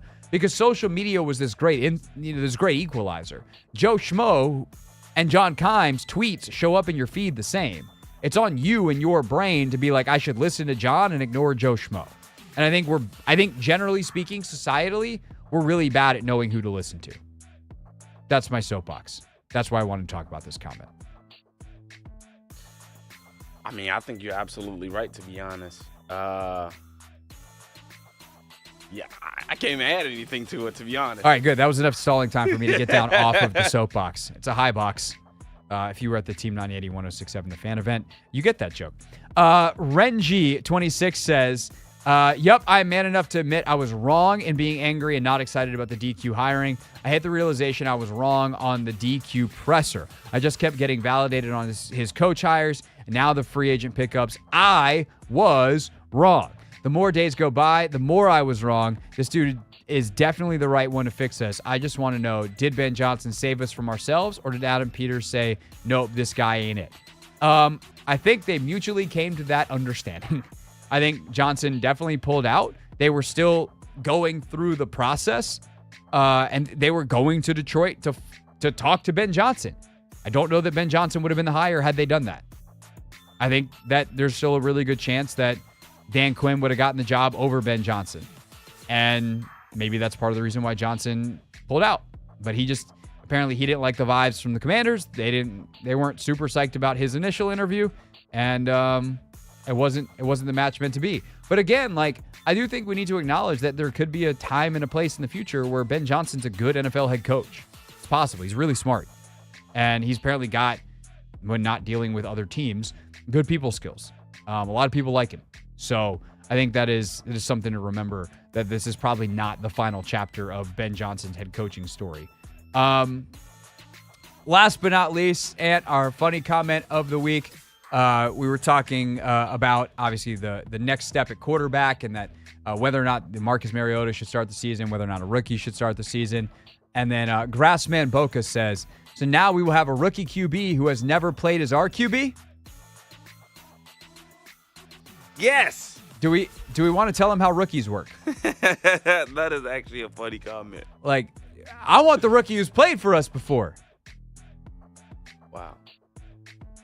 Buddy, who wants? It's just one of those where you put one of the sideways looking memes and who wants to tell him? I literally replied to that comment. I go, do you know how rookies work? And what, Boca Man? It was a Grassman Boca. Maybe there's more emphasis on the grass. Yeah, great. Yeah. But maybe on the Boca, Florida man. Got to look out for more of his comments. Yeah. Sure. Yeah. And by look out, I mean like, duck! One coming. That's never read the comments. That's a fun bit we do every single week here on the Team 980. We take this show, we chop it up into pieces. The video portion of it, which streams live all 3 hours on YouTube. And a good reminder, by the way, say you're getting home right now, you're pulling into the driveway, and you're like, I'm going to go in and watch SportsCenter. I guess they never talk about the things I want to talk about because it's national sports, and like maybe there's some stuff, but you'd really just prefer to keep watching a local sports show. Turn on the smart app on your YouTube TV and pull us up. We're broadcasting live all show long at the Team 980 on YouTube. Also, if you just want to listen in the background as you got chores to do, you're making dinner or whatever, just tell Alexa, hey, play the Team 980. Coming up next here on the show, Denton Day swings back through. Yeah, we made him stay. We locked him in a closet. And we're like, you can't leave till 6 o'clock. Actually, we didn't. Denton, nice enough to stick around for us, and we're going to play a little game with March Madness. It'll be fun and possibly the end of Anthony's and I careers. And my careers, that wasn't proper English. We're gonna regroup and come back with Denton here on the Hoffman Show.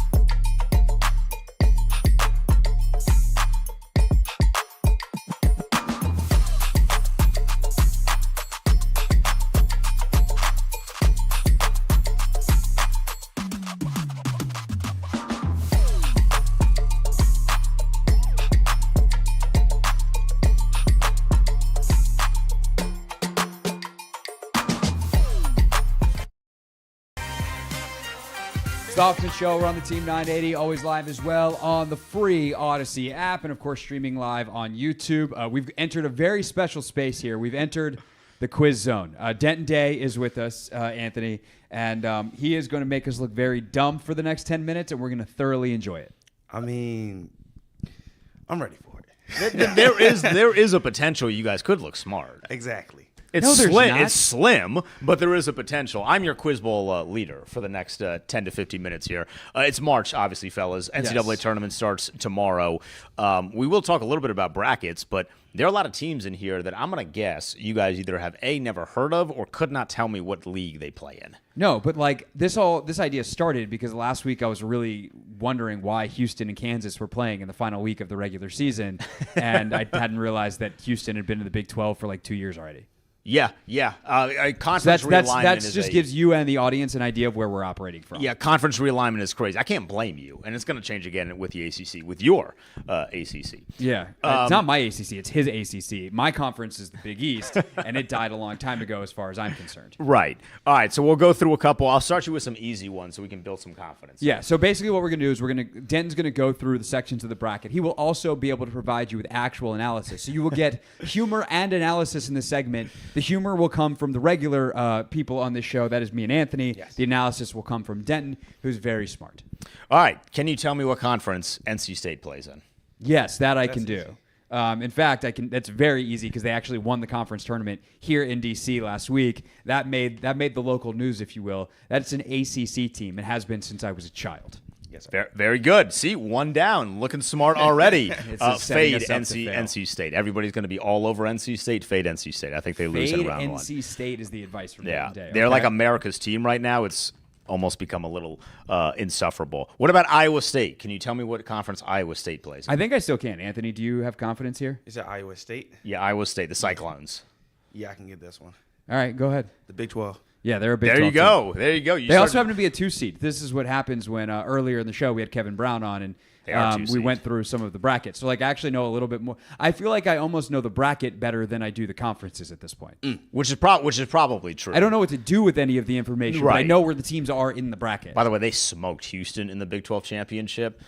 That led me to have some weird feelings about Houston. All right, we're going to get a little bit more. They're very good defensively, right? That was, I think, what Kevin said. One of the best defensive teams that you're going to find in the See, tournament. Kevin, I listened. And if you missed the interview with Kevin Brown, that's why we have a podcast. Okay, continue. All right, so now we're going to get a little bit more difficult, but we're going to stay in the state that I'm from, at least. Okay. So that's the state of Virginia. Can you tell me what conference Longwood plays in? Bonus points if you can tell me the mascot for Longwood. I'm definitely not getting the bonus points. Longwood Lancers. There we go. He gets He bonus gets a bonus points. point. Yes, There you sir. Damn. Longwood. If you had said, is Longwood a team that exists in Division One, I would have probably said false. Well, they're the team that's matched up with Houston right now, so they're going to get smacked in round 1. Yeah. Are they? I'm just trying to think of small conferences. I can give you a hint if you'd like a hint. Who cares? The Big South. That's correct. Yeah, let's Look go. at this. College Hoffman over here. Yeah, that was good. The Big South. Very good. I'm very impressed with I did not think you were going to get Longwood. All right, we'll move it down. Did I? We actually haven't missed yet. No, yeah, you guys are Which is really, really good the right definition now. of beginner's luck. It's like the start of the NCAA tournament. Yes. All right, here's a team that everybody fell in love with a couple of years ago because they had that one white dude that stuck his tongue out and they beat Kentucky. St. Peter's. Can you tell me where St. Peter's plays? Oh, God. St. Peter's. They play in. Come on, Ant. I believe in you. Spit one conference out. You You only have 10 minutes to play this game. The Big Sky. Incorrect. Okay. Are they in the MAAC, the double A MAC? They are in the MAAC. Very good. Look at I this. think Craig might have looked some of these up Absolutely beforehand. not. Look, there He was got a the time, answers to the test. There was a time that I was a big college basketball and college sports fan. That Yeah. time has long passed and has been a fun bit on the show the last couple of years. When this time of year, I go on my I'm not really a big college basketball fan rant, Right. and then a lot of people get really mad. But then I have to remember that one of my life mantras is "Don't yuck other people's yum," and so I want to allow people to enjoy it. I just don't think it's a good product. But somewhere in the deep recesses of my mind, I know some of this information, and I at the very least remember which conferences exist. This feels like a weird therapeutic thing to where you're going back and reliving Yeah. maybe some positive memories. Maybe. I had a couple. Syracuse had a couple good tournament runs, and when I cared. Yeah, we'll see. How about Duquesne? Not this year. They're not Yeah, in it. not this year. Definitely not this year. How about Duquesne? I know where Duquesne is. Yeah. And do you know where Duquesne is? It's in Pennsylvania. That's correct. It's in It is, Pittsburgh. yeah. I can't wait for Charles Barkley to attempt to pronounce them on CBS. Shout out to my friend Elise, who is a Duquesne lacrosse alum. There you go. I just seen Duquesne win their conference They championship. did, yeah. It's their first one, right? It was one of them. Yeah, it was one of the first conference championships. This It was is right before the Big Ten championship on Sunday. Dun, dun, dun, dun, dun, dun, dun. I'm running out of conferences, bro. So I'm really hoping you get this one on behalf of By the the team. way, take Duquesne over BYU. They get 9.5. Take them to cover the 9.5 and win Who outright. did Duquesne beat in their conference? I can't give you that information. That's fair. I will give you a hint that it was in the state of Virginia. Okay. That's the team they beat. The conference tournament was in Brooklyn. I'm gonna go. Oh, A10. A10. Let's go. There you go. That's what we're There talking we go. about. I was like, I was like, just all right, they seen probably them play. beat VCU. They beat VCU. If you're giving me Virginia, I'm gonna make the guess and hope that it's VCU. And Right. VCU's in the A10. And they went up to Brooklyn. They played the whole tournament in the Barclays, which is a very Brooklyn good tournament. in the house. It's the Hoffman Show here on the Team 980. Denton is with us to make us what we thought was going to look very dumb, and I've somehow come out of this looking I like was the the world's confident greatest one. test taker Was the or optimist. guesser, and he's testing us on tournament teams and what conference they're in. He's also giving you betting and gambling advice and analysis in between, and that's what we're doing. All right, how about Colgate, the toothpaste school? Yes, from Central New York, believe, not yeah. that far from Syracuse. Yeah. So like I passed Colgate before. They're in I the don't Patriot remember. League. Oh, there you go. Are they in the Patriot League? They are in the Patriot League. We are crushing this. I knew that one. This was the most confident answer that he's had the entire time. I was trying to give let Craig do it. Colgate's but, in Syracuse, right? Like it's. Am I thinking of? It's an or is it in Ithaca? No, it's not in Ithaca. It's like 45 minutes away from us. It's not Okay. in Ithaca though. Okay. Yeah. I forgot you guys are both Syracuse guys. Yeah. I'm outnumbered here. 45 minutes away. All right, how about Grambling State? Grambling State. Grambling. They're in the Are they MEAC? They are not in the MEAC. Nonamiac, the SWAC. They are in the SWAC. There we go. They are in the SWAC. There we MEAC, go. the MEAC champion was Howard. Yes, sir. That's right. Local, Yeah. nice little local also, team there. NCAA. Given both HBCUs 16 seeds, what are we doing? I know, especially when UVA was a 10. Jeez Louise. Come on. I mean, UVA was awful. How about Wagner, the team that beat Howard? Wagner is in Is it American East? No. Oh God. Now I got some real pressure. It's all on Craig. All right, so we need a low major conference. Wagner. Where is Wagner? That could be helpful. Is it Jersey? I could not tell you. I think it's in Jersey. Yeah, It's I in don't know. Jersey? I don't know where these All right, so it's schools definitely not are. going to be like the Big Sky because that's out in Big Sky country in Wagner's. Right, yeah, not Big Sky. That's not New Jersey. That's Smoggy Sky there in Jersey. Son of a gun. I think he got us. I can't even think of like a conference to. This is going to be heartbreaking. You were close. You got the direction. Oh wait, what'd you say? You said American East. American East. It's not. They're not in the Big East. They're not in the Big East now. It's like, what is there a Little East? A medium East. I don't know. They are in the Northeast, so it's two that's right, it is directions. a conference. Ooh, That's right. The Northeast is a conference. NEC. He got us. All right, I got. Let's get two more. Two more for it. Perfect. That's how much I got for you. How about Drake? They're constantly in the NCAA tournament. They are. And They're I feel a like they've favorite. moved conferences like a bunch of times. And I have them. I think I have them winning a game. I do. I have them beating Washington State. There you go. Are they in Conference USA? They're not in Conference USA. They're in the SIAC. They're not in the SIAC. I know they're in the same league as Southern Illinois. They are in the Missouri Valley Conference. That's right. That's yep. right. Yep, they sure are. All right, last one, then. All right, last one. Can we finish strong? This one might be a little bit of a layup if you follow college football. Akron. They're in the MAC. They are in the MAC. A That's little bit of Maction. Maction. There A we little go. bit There of we go. Maction. There we See, go. look at this. The guy that doesn't like college sports knows about Maction. There Yeah, it I is. mean, I'm bringing the old Craig Hoffman back. I'm an American. I have paid attention. I do this for a living. I exist in the ecosystem, even if I don't consume the product on a very regular basis. Denton Day, wonderful as always. The Kevin Sheehan Show is the only show on our station the next couple of days, so make sure you check Kevin and Denton out before they get off, and we bring you the NCAA tournament via Westwood One for the rest of the week. Be back to wrap up the show next here on the Team 980. This is the Hoffman Show on the Team 980 and the Odyssey app.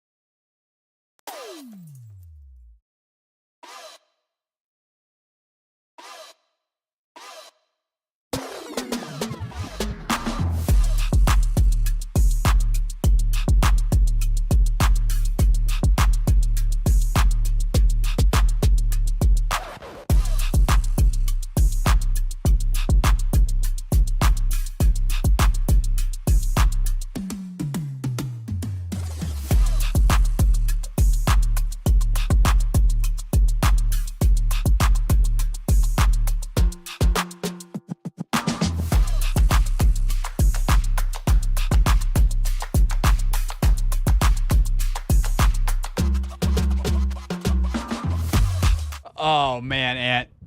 You're funny. You also don't miss because it is our Friday. It's a Wednesday, but we are definitely in Friday mode. NCAA tournament the last couple of days. I feel like when I was a kid, Anthony, like it really did feel like that. Like I just couldn't. One, you beg your teachers to be like, "Yo, can we just watch the NCAA tournament in class?" And some of that, well, I had some that definitely would. I was about to say my biology teacher, Mr. Noge, definitely allowed us to watch. Shouts out. Duke lose to Lehigh. It was that year. CJ, I remember that. Yes, it was crazy. Yeah. What year was that? 2000. Is that 2011?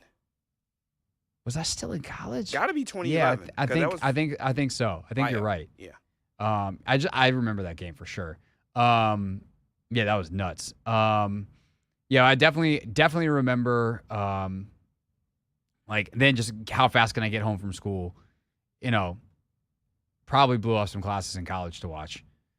Or at the very least, you just pull them up on your laptop and you're not paying a lot of attention in class. It's all right. I did okay. This just did bring up a thing though.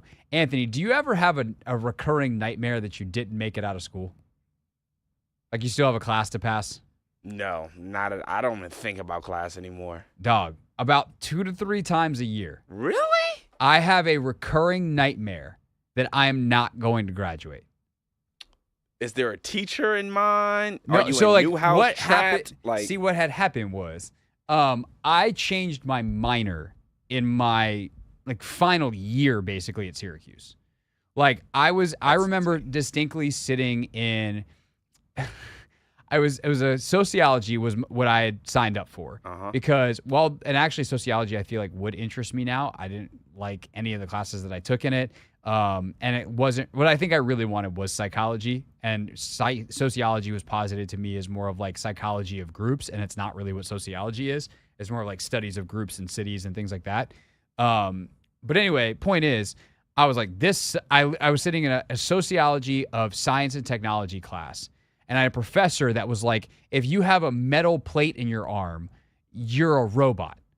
And I was just like, I'm out of here, man. I can't do this. And I remember leaving class that day going, I'm never going back to that class, and I've got to change my minor. And so I went into my advisor at Newhouse and was like, I need to change my minor. There's no way I can finish with this. I don't want this.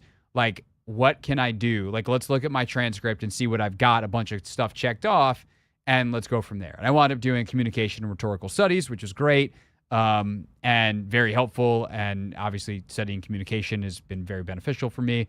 I was a mass communications major and a communications minor. But to do that, I had to cram a lot of my minor classes in, and it was a bit of a jigsaw puzzle to make it all happen. And I still have a couple times a year, because I just stopped going to one of my classes that year and just had it dropped from, they dropped it, it was fine. But because I just stopped going to class, I have a recurring nightmare that burns me, and I'm not going to graduate. And that they're like, no, you actually didn't finish, and you stopped going to class, and you failed, and literally a nightmare. I'm not going to lie, I'm a little baffled because you are about 12 years removed from college. Yeah, I know. You're about 12 years removed from college, and that's still haunting you. I can't. It feels like I wake up and I feel guilty. I'm like, did I mess up? And I'm like, oh, you feel like you cheated or something? It's so, yeah, and it's so realistic. Sometimes you wake up from dreams, and we don't need to go deep into it, but your brain works during dreams. You're not conscious, but your brain is actually functioning as if you're awake, and thus that's why sometimes if you have a dream and of a certain kind, you may wake up with an emotional hangover, either of joy, you had a great dream, of guilt if you had something, you did something awful in a dream. You don't need to feel guilty. You were asleep. You're unconscious. You didn't act on any of it. But I will wake up feeling terrified, full of dread. And it happens 2 to 3 times a year. I don't know what triggers it. I don't know why it happens. I don't know why I can't shake it. I graduated. I got all my credits. I don't have a fake degree. I walked. They took all my money. All that. But about 3-4 times a year, bro. And 2-3 times a year, I get this recurring nightmare that I'm not going to make it out of Syracuse on time / not going to make it out of Syracuse, period. Are you sure you graduated? Yeah. All right, just making sure. We should call the registrar's office. We might have to. We might have to go look into their archives. You know what's actually really funny? What? I'm taking these 2 days where we are going to play the NCAA tournament, and thus we do not have a show. I'm going back home to South Carolina to visit my parents and my grandmother, and on the wall in my parents' house are not 1, not 2, but 3 Syracuse University degrees, one from my grandfather, one from my father, and one from me, so I do have the diploma. Yes, I know where it is, and I will send you picture proof this weekend. Make sure it's still there, intact. Maybe I'll tweet that out. Be like, I graduated. Yes. And maybe I should just do that, and if people that are listening to the show right now will get the bit, and everyone else will be like, huh? Yeah. People will be like, congratulations. It's like, no, I just have a nightmare. Anyway, it's time for Real Things. Real things. We're not going to be sucked this year. Real people. 5 and 11. Not very good. Said into real microphones. You know, the culture is actually damn good. All right, got a fun little extra bit here for you. Had a chance earlier today to catch up with Washington Spirit rookie Hal Hirschfeld. She was the 5th overall pick in the 2024 NWSL draft. I actually got to meet Hal a couple of, like 2 weeks ago, maybe 1 week ago. It might have just been 1 week ago. Holy crap, time. What is it? At Ashley Hatch's pro camp, and Hal and the rest of the rookie class was there helping out. I was there helping Ashley out. And Hal wound up being the person that I talked to the most at the event. And I was like, at some point we'll have you on the show. And then as I was talking with the Spirit, they were like, would you like to talk to Hal? And I was like, sure would. So that interview is going up on YouTube. It'll be up in the next 24 hours. It'll also be available on demand in our podcast feed. Spirit have their home opener this weekend at Audi Field. And this was a very funny part of our conversation where Hal learned that I am a professional who, despite his recurring nightmares about college, does do his homework. As I was Googling and doing my research, because I'm a professional and that's what I do, I came across your LinkedIn, and your major was psychology at Clemson. And it says that you also have an interest in like homeland security and defense. 1, is that still accurate? And 2, if that is accurate, what was it like getting drafted to Washington, D.C.? And like, are there things you want to explore in D.C. in those spaces? Yeah, so it's funny you say that. I should probably work on my LinkedIn. But, right, yeah, you should update it to say professional soccer player, Washington Spirit. Other than that, yes, I think you're probably all right for right now. I definitely need to update that. But yeah, so my undergrad was psychology and I minored in criminal justice.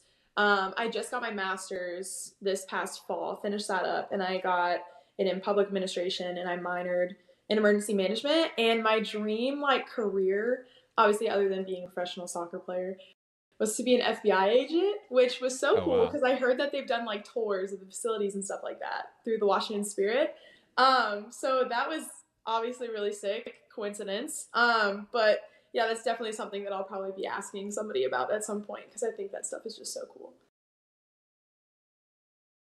Other than being a professional soccer player, was to be an FBI agent, which was so cool because I heard that they've done tours of the facilities and stuff like that through the Washington Spirit.